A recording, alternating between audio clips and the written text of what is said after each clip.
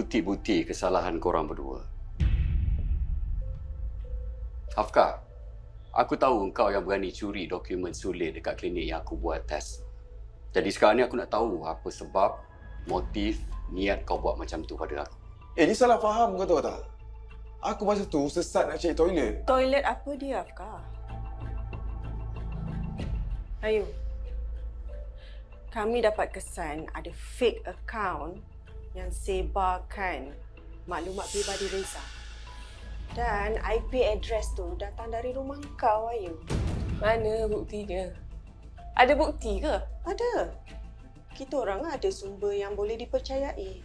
Puas? Dapat buka aib orang? Tak puas. Selagi hidup kau tak hancur lagi, Reza, aku takkan puas lah. Jadi betul lah kan? Dah mengaku senang cerita. Ayu dah, Ayu. Ayu, tenang sikit. Korang semua tahu apa?